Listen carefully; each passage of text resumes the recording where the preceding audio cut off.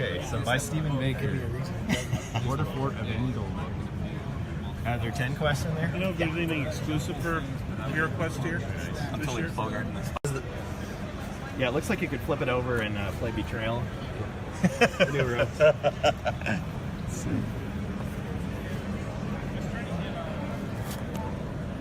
Yeah, see to the left of the dice, right? Oh, those dice. Oh my goodness. Yeah, you see Yeah. you see it. I don't- Okay, we listen to everything everyone says. Yep. Oh man, I better be careful what I say. Does that mean wrestling moves are coming in? Well, we listen. I don't know say that we're gonna do it. Very good. Okay, so you see that, Amalgamash? All right, we're back. Gen Con, day 3. Sitting down with the man himself, Doug Hopkins. And Doug, I got a lot of tough questions for you, but some fair questions, I hope. And we had kind of a pre-interview, and he shared with us the fact that there's more that he wants to talk about. We are not talking to Chris Nato today. We're talking to Doug Hopkins. They are different people, despite what others may think. He has his own things to share. We have been confused as the same person. Apparently, yes. Allegedly, Chris Nato. Yes. All right. So why don't you just, to start off, tell us what your official title or role is at Hasbro Avalon Hill. Hail, heroes. I'm Doug Hopkins, and I'm a game designer for Avalon Hill, which is a part of Hasbro. Excellent. All right, well, let's get right into the questions. A lot of HeroQuest fans are asking a lot of things, and I think one of the questions, I'm just going to start out just generally speaking, why is it that you can't tell us about projects that haven't been approved or completed yet? Well, I think part of having a product is building anticipation and the surprise of the announcement of what's to come, right? So we can break that news strategically and in format so that multiple people can get it simultaneously rather than leaving some places out. That makes me think of another question that's not on here, which is about leaks. I suppose there's a difference between something that you purposely put out there to build anticipation versus something that wasn't supposed to be revealed. What do you do? Well, I suppose you can't really tell us what's a leak and what isn't. I mean, Hasbro doesn't really comment on leaks, so I would think you shouldn't really trust anything said by not official source. It's just a rumor until it's confirmed. Rumor until it's not. Yep. Fair enough. Very good. And we have many questions, so that actually eliminates a lot of questions that we had here about Crypt of Perpetual Darkness, Wizards of Morkar, Japanese HeroQuest, things that I think people want. And what would you tell those people? Would you tell them to just not care about that, or do you guys want to hear about this? Are you tired of hearing about it? No, not tired at all. We care if you care, and we listen. I think we've got a great track record of listening to you. I feel like you do listen. Thank you. Keep telling us what you want. You might not always get what you want, but we do try to work your desires into our products for sure. And I think some of these questions, we had a great interview with Patrick earlier, and he helped me understand a lot of the marketing stuff, which was great, just like last year. And I think there's definitely something you have to say about that. Well, I mean, with any wizard, there's a good wizard or an evil wizard. So, I'm not saying Patrick's the evil wizard, but I'm not saying that he's the evil wizard. So, very good. Okay, a lot of these questions were answered already by the reveals at Gen Con here about the dice and the new expansions, new content. What about these ogre horde ranged goblins? Why were they called archers? Was that because of the original, or what was the deal there? Because you're a design guy, so these are the kinds of things that matter to you, and I suppose no decision is made just for no reason, right? For sure, because of that general term that you could always kind of like sub in something and have it be an archer, which, you know, kind of signifies a ranged attacker. But you're right. Usually people kind of like associate archery with bows. That's fair. It is. That's totally fair. That is the case. But I wanted a term that seemed a little bit more flavorful than ranged. Like, I don't want to say like ranged goblins or, you know, ranged skeletons. But yet, when I'm thinking about the model of Hero Quest, I hear people often say that they want their Hero Quest models to be Hero Quest models, right? So I don't want to provide a model that you can just go buy, off the shelf. Right? Even though people do that, I get what you're saying. Yeah, but they do it, and I see it all the time. So I'm like, what's gonna make a Hero Quest model? And I'm like, oh, wouldn't it be fun if these goblins had a boomerang or throw? Like, it seems very kind of like tricksy, you know?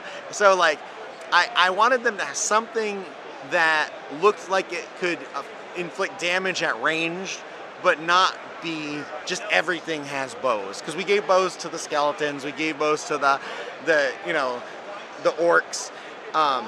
Yeah, I mean, you've got your longbow, your crossbow, your short bow, but then what else? A sling? I don't know. Yeah, then we're just lumped into bows forever. So I try to think about like what kind of tech level that creature has. So if you notice, our orcs they've got a high tech level, right? They've got plate mail armor. They've got like high armor and spikes on it. Zargon has outfitted those orcs well. The goblins have more makeshift things. So I'm like, oh, what would be fun kind of like things that they might make, you know, like they might construct. And that's like, it kind of be fun to do little like, Molotov cocktails or something like that, you know, little grenades or, you know, potions on fire, alchemist fire. And, oh, how about a boomerang, you know, like it just felt more in line with that model. Well, when you say that, I know we've got many other questions to get through in little time, but I think the designs were more appealing than the archers. Like, because when I see a goblin with a grenade, that suggests to me, oh, it should have some type of area of effect, or, you know, I don't know. It's effective. So it encourages me to be creative rather than just accept what's on the page and say, well, yeah, it's just a goblin, but he attacks at a distance. This is exactly what as soon as I saw it, I was like, oh yeah, I don't want to add necessarily, because that was like an easy rule to add. If Zargon needs to be a little bit more challenging, swap out and make it, you know, make it a ranged creature. I didn't want to have to also add, new powers onto that too. When I saw people who said, oh, they should have had an explosive attack. So the boomerang comes back. Or the boomerang comes back and maybe you can like toss it through someone and bring it back. I'm like, that's great. You did it. You know, that's what the spirit of Hero Quest is, sandbox. So we gave you the thing that's great for most people who just need something quick, and you used your creativity to make it something greater. That's what the fans have been doing for 30 years. And I feel like I said this before the interview, that I hear a continuity with what Chris and Tess were saying last year, the same way, is you want us to expand. You don't just want to, we just read it off the page, and I mean, for some people that's enough. Yeah. But for a lot of people, it's like, I can go the next step. Yes. I see where this is going, I can take it further. Yeah, that's what makes Hero Quest great. Like, it's a simple rule set, it's very accessible, but oh, you can just pour your heart into it. Yes, sir. Yes, sir. Okay, so moving on. A lot of these are answered. We have different colored dice. What would you ever consider doing, like an omnibus style, like all the quest packs in one bound book, like call it Lore Tome or something? Fans have done that. Do you think there's any need for doing something like that, organizational wise? Yeah, I mean, I've seen that on social. I definitely think it's an interesting idea, but we're a small team. So if we do that, that would be the products we would put out for that, you know, season, because it would require a lot of work. We would have to go, you know, tinkering with it to make sure that it was something that everyone wanted. So I have to ask myself, is that better than a new expansion? and I don't have the answer. That's why you all have to let us know what you want on social. When you say what you want, we listen and we can point to it, and that's what we call insights, right? So when we make decisions on what we're going to put out, we base them on insights. So keep telling us what you want. So it's better to say, I want this, than when is X coming out? Because the answer is, well, I don't know, unless we think there's a demand and it's something we can do. That's pretty fair. All right, great. And we had a question earlier. We were talking about the fact that on the Avalon Hill Discord, you answer a lot of questions, but you answer rule questions. Yes. The other questions you pass on. So do you ever feel like when the fans do something, like the fans answer the question for you, you don't have to say anything? Or do you feel like you need to like get in there and say, no, that's your way of doing it, but we have our intended way that we want you to do it? Is there a conflict? So, I mean, we have so many knowledgeable fans that chime in and give the correct answer. A lot of times, yeah, I won't pipe in. Because like you don't even need an official answer on every rules question. I agree, actually, but a lot of people wonder. I know, but that again, it comes to our time. So if we're there answering every rules question, then we're not doing something else. So when I see someone else who have really articulately, I butchered that word, but you know what I meant, answered the question, I think recently you did that with one of my questions. Somebody else answered it, and you were just like, yep, he got it. Yes, that's exactly right. Sometimes I'll chime in and say they got it, but like I don't want to like make that a precedent of like that I'm going to do that every time, right? Like some people really express our vision just so succinctly. What I like to do is if I missed something, or if I see something being misinterpreted by a lot of people, then I'll chime in and say, okay, maybe we could have been better at writing the rules, so I'm gonna jump in here and clarify. Like the Bard's bonus armor, or the some of the things with the monk. Like, I feel like for me, it's like, who am I to tell Doug that he's wrong about his own idea? Like, that doesn't make any sense. But I think the way I see it, and a lot of people see it, is, well, did you mean to say this? Because I'm going to change it to whatever I want anyway. But I want to know what you intended, so I know what I'm changing if I'm going to change it. Or maybe it's great as it is. Yeah, and then sometimes like a personality will leap to a conclusion, and then that conclusion will become popular. But even then, I still think the wisdom of our community kind of brings them back to reality. And again, if they didn't, maybe that I would look at our design and say, ooh, we could have written that better. Let me clarify. But sometimes, on the other hand, people jump to conclusions because, they would prefer it one way. That is very true. And I always come back to this. I know it's not about me, but I yelled at Bill about courage, and he didn't deserve it, and I apologized to him in person. But I see that is now clarified in First Light. So, I mean, I can fully accept that is how you guys want courage to be used. It's one attack, and if the line of sight is broken, it's nerfed. But if I want to play it the way it was in second edition, I'm going to do that. And that's okay. But when I'm at your table, I'm going to do it the way you say and you intend. Yeah, we talk about we don't release things and tell you all to make up the rules for them. We want to give you the rules for them, right? No one wants me to write no rules. Yeah, this isn't Calvin Ball, if you get that reference. Oh no, I don't. But Calvin and Hobbes, he's a little Calvin kid. Ball. Yeah. Changes the rules so that he always wins. Right. We want to give you the rules that we think they should be. But, It's a coherent system. But yeah, you're the game master and are empowered to do whatever you want. And you know what? Play however you want. However your group wants to play. Every game has a social contract. And, I like that. And I like to kill the wizard. That's, And everyone playing with me knows it and works as a group to protect that wizard. Or if someone's low on life. You know what I mean? Like Knowledge would have really helped a few days ago. I did really try to kill Kurgan in a game. Yeah. We had a great time playing. This guy was having a ball. He was running around back and forth. He was doing victory laps. It was wonderful to see. Yeah, other than writing Hero Quest rules, I also roll black shields on defense all the time. Yeah. You put your thumb a certain way. No. Yeah, you can roll it if you just kind of like give it a little twist as you roll it every time black shields. I hate dice towers, but I can see why people use them. Great. Great, what are we talking about next? Okay. So we got a lot of things crossed out here. So we had this Black Friday armory that was posted on the Avalon Hill Discord. It had discount prices, but then the helmet actually went up in price. This is like an Easter egg, or what was going on with that? Because we didn't get an armory board in the game. We have the equipment deck, and it was kind of a throwback to the old armory. Maybe that helmet was one of those rare wooden non-metal helmets. Ah. Immune to the rust spell. Very nice. We do everything as a team. So we did that as a team, but also sometimes we make mistakes as a team.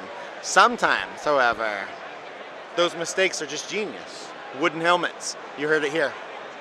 Well, a great painter once said, they're only happy accidents, not mistakes.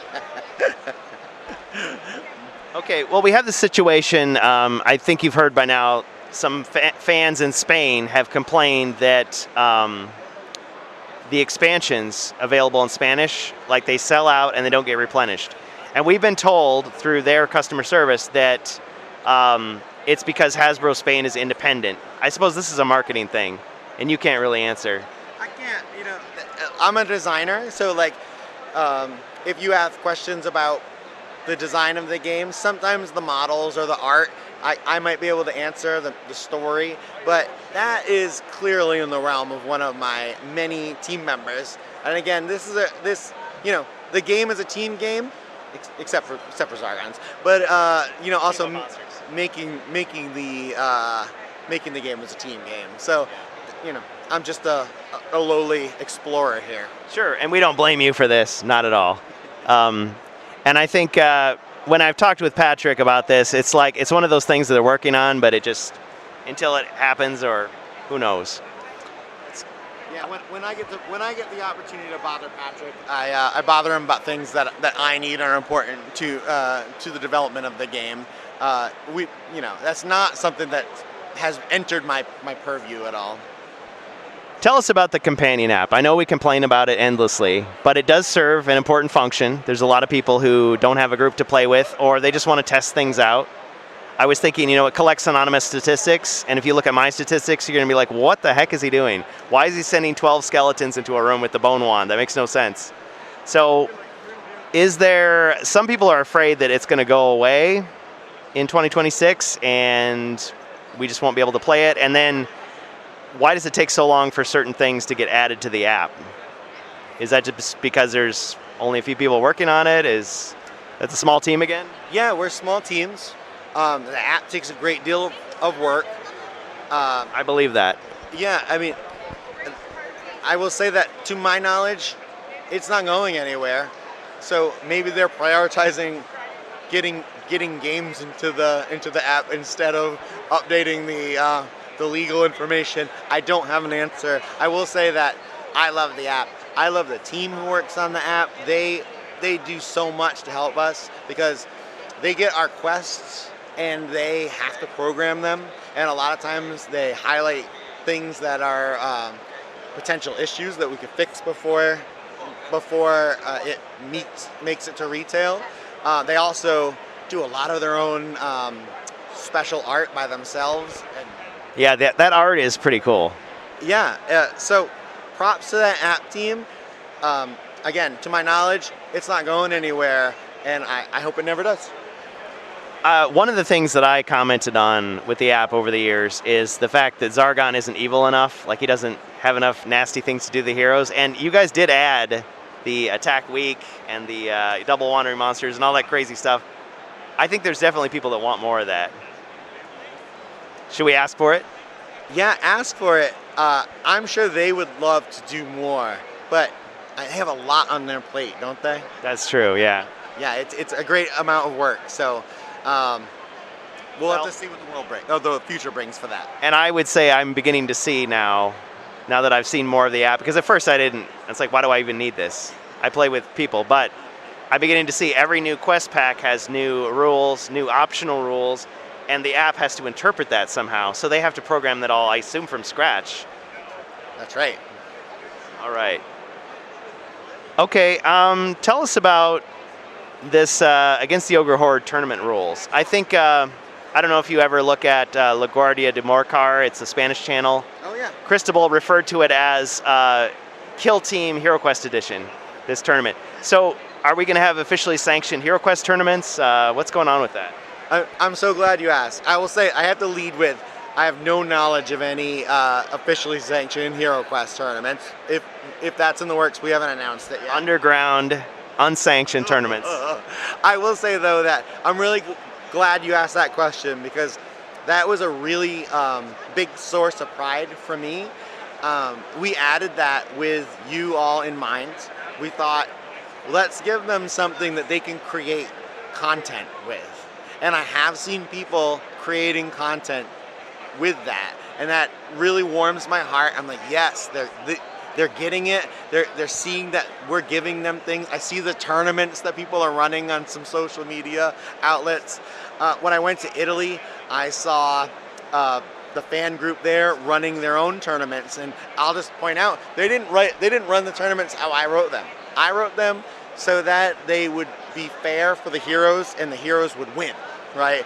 Hopefully by the skin of their teeth. But they rewrote them to be more fun in a tournament environment. And again, that's just the strength of HeroQuest. Make it what you need. And I loved seeing them execute that in a con environment. We put things in our expansions for you. Another good call out is Jungles of Delthrak. That choose your own adventure system was for you so that you could talk about the choices you made and why you made them. What ending did you get? Why did you make those choices? Why did you go left instead of right? I want you to talk about those things and share your stories with your fellow HeroQuest fans. And now you have this like new way that you can sandbox. Maybe it inspires you to do your own choose your own adventure quests and talk about those. I guess I don't do enough of that. I mean, when I do a game, we record our sessions, and so I think, well, it speaks for itself. But who's going to watch the 3-hour game? So sometimes, like one of our players, Jacer, like he will say, "Oh, the brave dwarf did this, but he was unable to." And so someone might hear that and go, "Oh, I want to see how that is." And I know that it's maybe not as exciting as maybe some other people have done, but I have used the arena rules. So we started playing Crypt of Perpetual Darkness. And it started in a tavern, so we decided to make it a tavern brawl, where the town guard, loyal to Zargon, comes in and starts attacking the heroes. And so they have to fight this huge mob of mercenaries. So, and it was tricky. It was hard for me to keep track of, like, because it was a different way of playing. Yeah. Keep track of, okay, have I activated this guy? Well, I got to make sure the token is somehow balanced in the right place. But I think we had fun doing it. Yeah. It was something new. Again, you raise a good point about the tavern. Like, there's another piece that I keep seeing people. Oh, we put the tavern off to the side, and that's where our heroes are between quests, right? I see people using the tavern like that, and I love it. And that was an inspiration behind Rise of the Dreadmoon that we put the hideout in. I like the hideouts. Yeah, and you see that we put like little things, for the heroes on the floor on the hideout, because I'm like, maybe they'll use hideouts in their game. When I see you using things creatively, it inspires me to give you more things like that. And again, I'll jump into another example from Jungle. I see you painting that little picture above the fireplace and above the Mage of the Mirror fireplace, and putting your own craft into it. Oh, and the treasure pile. You were pointing that out to me earlier. The blank frame. Yeah, the blank frame is there so so that you can add your special touch to it. What's in your jungle? I want to see it. When I go on social and I see you posting your little touches to our miniatures, I'm like, I need to do more of that for our fans. because they like it, and that gives you something really interesting to share. Oh yeah. Do people send you stuff that they've made? Oh, I suppose. Well, what do you do when some fan says, "Hey, I created this cool like mod. Let me show it to you." Yeah, I try not to look at homebrew stuff because then people think that I borrow their ideas. So when you talk to me, don't tell me how to do things. Tell me what you like, and then I'll figure out how to do it. So yeah, I try to keep, I don't want to poison my well over here or make anyone feel like I'm borrowing from them. You stole my idea. Dang it, you knew. Well, so do you ever hold off on doing something officially because you see the fans have already done it? Or does that make you more want to create your own version of that? Yeah, I mean, if everyone was saying that they liked a theme, then I would call that an insight and say like, ooh, I should do it officially. Like, we really want to put alchemy in the game. A lot of people seem to like the alchemy. If you want to, I actually love the alchemy back. So it never really like registered with me that equipment, like, things might have an equipment back and be a potion. So I just put things that you can consume on the alchemy back. You can expect that in the future, I think. Ah, very nice, very nice. I think people were asking about, standalone stuff, but I suppose that falls into the category of things that aren't announced yet. Keep asking for it, and if there's a way, you guys will do it with your limited resources. Yeah. Just a reminder, we have limited time. So things that you ask for, you have to ask yourself, would most people want that more than more expansions? I seem to remember, this was some time ago, Chris answering a question. People were saying, well, I want more elf-themed dice. And he said, well, would you rather have that or would you rather have more figures? Yeah. What are we going to spend our time on?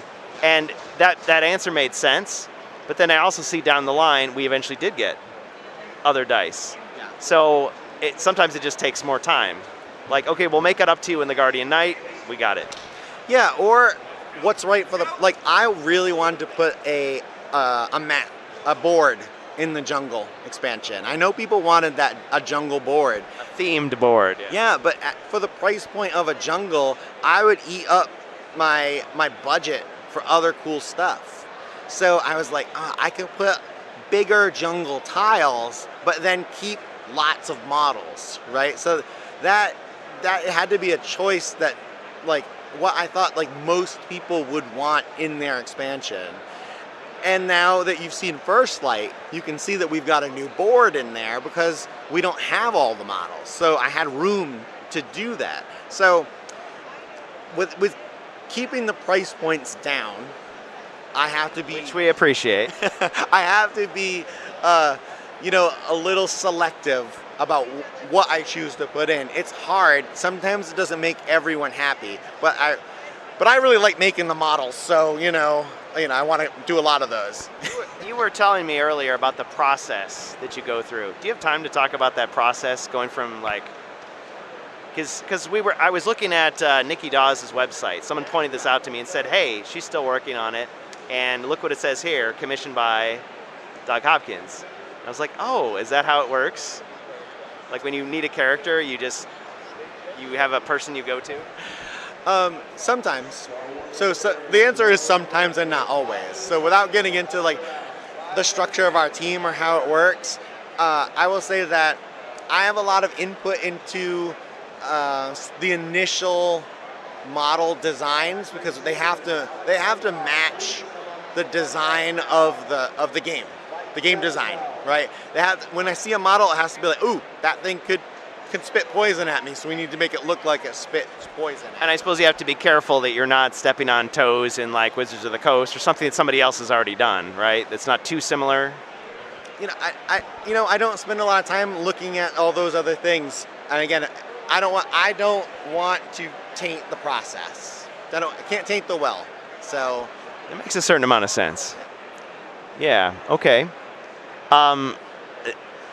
It was really great to see Stephen Baker and all his involvement. I think at the start, a lot of us thought, oh, they just brought him in as a one-off, just like they brought in Joe to get the D&D players to notice us, and they brought in Stephen to, say hey. But the fact that he continued on and continued to have influence, even though he's a freelance vendor, I mean, he's not obligated to stick around to do stuff. We really appreciate the fact that he has been involved, but I suppose we don't know the future. We don't know if he's going to continue to be involved. Didn't he have something to do with First Light or Jungle? Yeah, he wrote the quests for First Light. So, part of this is like, who's going to be authentic to that expansion. We got Levi for the jungle because he was doing a lot of jungle work. A lot of times we go to Steven because he just makes it feel so Hero Quest. So we will look at what we want to do with the story and the theme of an expansion and say who's the best person to do it. A lot of times it's Steven. It's not fan service for you. It's just that's what makes the most authentic product. And I suppose the rest of you can see the way he does it without saying, "Oh, I'm going to copy it." You're not a cover band. You're learning from each other. He's learning from you guys because we know a little bit about the history of Stephen Baker meeting with I think it was Mike Gray, like going over from the European to the North American version, and then Japan had their own people, and it's like every little version of HeroQuest has its own development. So you guys are putting your stamp on it. You're taking some things from the old world and bringing it into the new. So I think that's really great. And when I've heard from him, he seems very humble about, like, he's not like upset with you guys because you're changing things. Because if he was that way, he wouldn't have survived because it's been that way all through the process. So I'm really appreciated. I really appreciate the fact that he contributed, and I hope that he does more. And I think a lot of people hope that he will come in, even though we're not expecting him to do it all. Yeah, I mean, Steven he's so humble, he's so talented, he's so easy to work with. I love working with him, so like I want to use him for our game. It's for sure. It's a no-brainer. But on the other hand, we also want to see some new ideas too. So I try to give you a mix.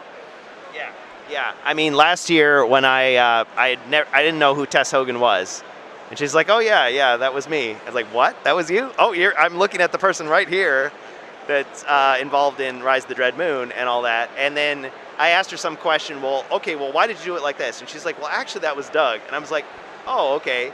So it's starting to dawn on me that yes, of course, this is a collaborative process. This is not like the auteur theory of filmmaking where it's like, George Lucas had this vision and he just influenced everything. It's like, no, there was editors, there's people that suggested things, there was we've got artists. Narrative designers that help us craft story. They can sometimes give us insights on how things can be better. Like, they're not just editors, they are involved throughout the whole process. We have engineers that help us make the best models and products. We've got, marketers and product managers and all that stuff. But like the core team working on it, we're a band of heroes, a small band of heroes, and we work very closely and often to deliver something we all believe in and love and play together at the office. And we hope that comes through in the product and that you all love it too. Do you ever have contact with people from the old teams back in the day, or people just kind of moved on? I think we're at the point where we're up and running and doing our own thing, and we call people in when we need their expertise. So the torch has been passed. It's time to pass the torch. All right, and we would love to hear about future releases, but I know that we've covered that. Was the torch thing about Zorzel or? Oh, no. No, I'm sorry. Okay, people definitely want to see more of like the male and female heroes. I feel like we've been getting a lot of that, and that's great. I don't even care about this anymore, but the mobile app, I think, would it ever be ported to the PC? Or it's just always going to be an Android or Apple product? There has to be enough demand for it, right? So again, if the app team is working on that? What are they not working on? We give them a lot to work on. So That is fair. I mean, I'm just thinking of logistically sitting at a table, you've got a phone in your hand versus having it on the computer. Like, I play virtually with my people, so it works for me to have it on the computer. yeah. There's emulators, it's not ideal, not sanctioned, you know. Let's move on. Yeah. Yeah, I mean, I'll share that. I'll share that insight with them. I don't know if they can action on it, but again, we listen to you. Tell if that's the first time I've heard this one. So next time I see the team, I'll throw it out there. Yeah, I mean, if this is just one person on YouTube or this is just me, well, you can ignore it. But if a lot of people want it, why not? Okay, so it's very possible to run out of character sheets. Would you ever do like kind of an a la carte menu where people can, yes, we now know people can order dice if they want extra dice. I think with character sheets you can print them out. But would you ever just like allow people to just get components? I think we have examples from the classic HeroQuest days of people writing letters to Milton Bradley saying, hey, I ran out of character sheets, and they just send him a pad Yeah, I love that for story. $2. Yeah. Boy, like, I'm just trying to think about like how the best way to approach that would be, what team, like what the logistics, like this needs someone. Everything needs someone to own it, right? We don't have, with our team size, I don't think we've got enough to do everything everyone wants. So You hear that, Hasbro? They need more resources. He didn't say that. I'm just noticing. so there has to be a demand. There has to be forecasting. That seems like it's out of my realm. Lord Fair enough. Bloom can't reveal everything to me. Fair enough. Sometimes I forget that you are the design guy, not the everything guy. This world of HeroQuest, it was suggested in the Path of the Wandering Monk. We have the map, and I can imagine that was just to tease us and say, hey, there's a larger world, I wonder what it is, and then we just come up with our own. But what was the intention behind the little stops on the way that the Wandering Monk is going through the world? Yeah. I know the answer, but I want to hear it from you. That map is the Wandering Monk marking their journey, and I believe that on the techniques, that the map, those acts mark where they learned things for their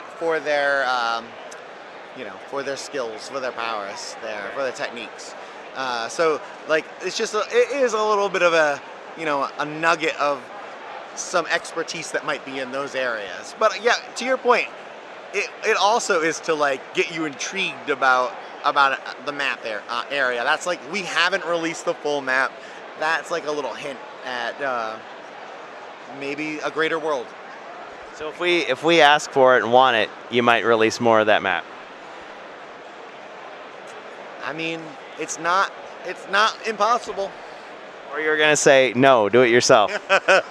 No, I don't. Don't do it yourself. We'll do it eventually. I think it's good even for us to know where everything is. I mean, if we might even have our own map kind of in the works that we don't share, but maybe the world needs to see, our realm.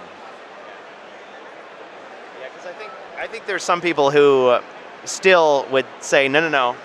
I've decided it's the Warhammer world from 1987, and it's going to say that world. I mean, that's okay, right? I mean, officially. You can always do whatever you want in your own home game. There's no HeroQuest police that is going to show up. There might be a portal to the Forgotten Realms if you wanted to. I mean, it is known that the Guardian Knights do show up at houses who violate the strict rules that we've set. I was going to be mean and saying, good thing they're out of stock. But that's not true anymore. Because you can buy it with Rise of the Dreadmoon, so sorry.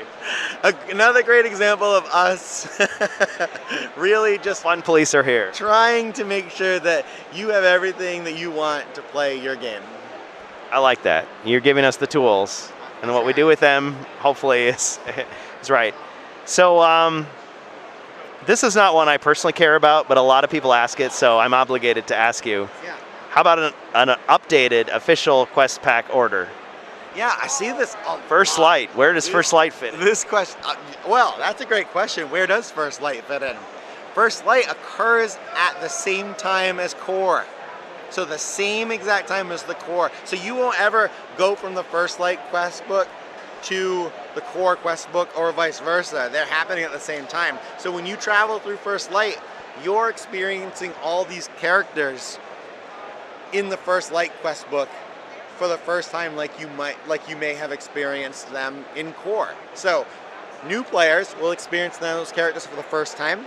Existing players might have a little backstory and a little extra knowledge about repeating characters you might see there. But the intent from First Light is you go from First Light into the expansions. But So I'm not taking the same barbarian that went all the way to Mage of the Mirror and back to First Light. This is a new barbarian. And that's a great tie-in to this question about quest pack order, because if you require everyone or insinuate that everyone has to follow a quest pack order, you're really locking people out of something they might be interested in, or discouraging them from playing, say, jungles right off the bat. And if you look at what we've been doing with our most recent expansions like Ogre Horde and Jungles, the first quests are kind of like the old solo quests were to gear up one player.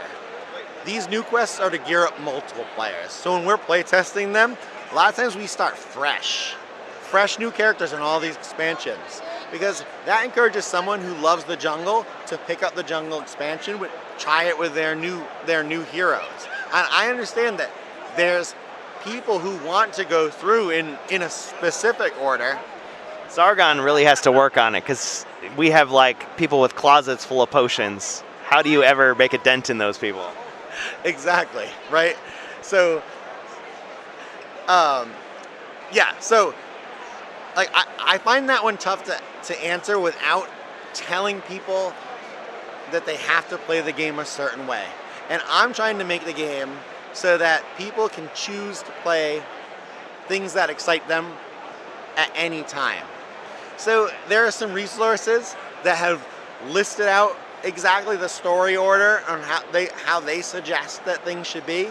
That's great. I'm saying, and actually Kurgan, I think you specifically said, maybe they want us to start these quest packs with new heroes at one point. And I was like, he's got it. He said it. He said the thing. Is anyone listening to him here? Because I do, right? I know some people like solo quests, but I'm like, solo quests are for 2 people to play. I want to give you something that you can play with everyone at your table and get you geared up and ready to face the threats and excitement of the thing that you want to play that just came out, maybe, without having to go backwards and Yeah, well, I, for one, have broken every single one of the solo quests by making them group quests. And that's no offense to the original designers. It's just that it wasn't working for us, so that's how we made it work. I started to do that with Into the Northlands too. I was like, oh, I'm going to give that solo character an animal companion. We had a great time with that. I think it was Dumai Montalto came in, and he happened to be the only one that showed up, and I was like, let's do the solo quest. Yeah. And it was great. And it was like, okay, whatever you find in this quest is going to go back to the group that's already in the middle of the, he ran up the mountain to give them the supplies, or, whatever. Yeah, I encourage you to play Hero Quest in fun and unique ways that add to the group's experience. I think there's definitely a sense, though, that, yeah, if people are waiting too long, they're never going to get to the quest pack they want, because they're going to get hung up on some other one that they didn't want to play. Or they're going to feel like, oh, I'm so far behind, I can't just jump in the middle of the adventure. So I've done my part to try to break that. Like, I think it was my turn to play, and I just was like, okay, we'll just drop a rogue right in the middle of the campaign. Well, I have to say that we played a little fun game today where I may have murdered a Hero Quest fan at the table, and I just let them pop in with a mercenary, right? Yep. I don't want anyone leaving the table. And we, right on the spot, we created a little homebrew rule. The mercenary, at the start of your turn, you're a mercenary, appears at the start door. Keep playing with us. Keep having fun. I love that. And one last anecdote, because I know you got to go. We were playing one of these games, and I won't say the name of the. I will say it. Yeah, I think it was Kevin, one of the staffers who's running the game, and one of the people in the group was like, "I gotta leave." I think it was no. I'm probably getting it wrong. I'll edit that out. He said one of the guys in the group was like, "Oh, I gotta leave early," and it just so happened he was the first one to get killed. So it was like, there's different ways of like working that out. It's like, but yeah, if it's like, yeah, I lost, I got to sit this one out. But Yeah. there's a way you can Zargon can keep it going. Yeah, the first game we played and I tried to kill Kurgan, I did not succeed, but I did get one of his friends. But at one point I was like, I was going to take someone down and I said, maybe this was a little mean-spirited. So let's rewind it a little bit. I'll attack someone else. And I'm like, that kind of, I felt like that I reduced the stakes a little bit more. So now, taking you out and then having you come back as a mercenary or an animal companion, that seems a lot more a little bit more exciting. Well, sometimes you come back as a bard, but I was the bard, so. Well, any closing thoughts before we close the book on this one? Always, I think you mentioned that, I'm speaking diplomatically when I thank the fans, but really from my heart, like, I haven't been a lifetime game designer, and I was always very kind of like nervous about what feedback I might get, and I always really concerned about whether people are going to like what I do. And I have to say that HeroQuest fans are the best fans. They have not let me down once, and that is the best thing about HeroQuest. Amen. Thank you. Thank you. Appreciate it.